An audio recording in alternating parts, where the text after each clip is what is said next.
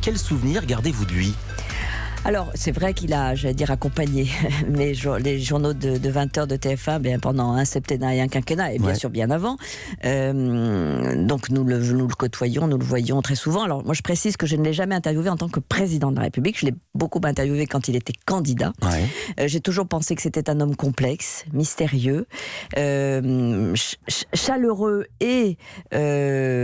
parfois distant. Et je le dis parce que, et ce n'est pas un mystère, moi j'ai toujours senti qu'il y avait une forme de distance qu'il établissait avec moi. Je connaissais peut-être mieux Bernadette Chirac, ou en tout cas j'avais plus de proximité avec elle.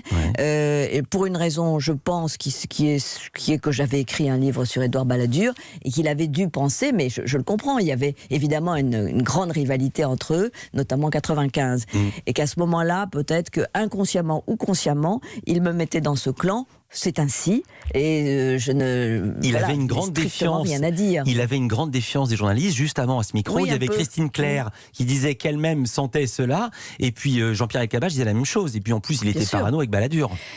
Et oui, et à ce moment-là, il a considéré, mais rappelez-vous, nous sommes en janvier ou même février 95, Édouard Balladur est au zénith des sondages, et on ne croit même pas à la possibilité de la candidature de Jacques Chirac. Bien sûr, j'ai repassé l'extrait de la question d'Arlette Chabot. Et je dis, mais vous plaisantez, évidemment que je vais continuer. Elle dit, pensez-vous vous retirer? Et c'est exactement ce que nous voyions quand nous l'invitions à déjeuner. On lui disait, mais vous êtes sûr d'y aller? Et il pensait qu'à TF1, peut-être qu'il y avait un soutien pour Édouard Balladur. Bon, et peut-être que moi je l'incarnais, et c'est ainsi.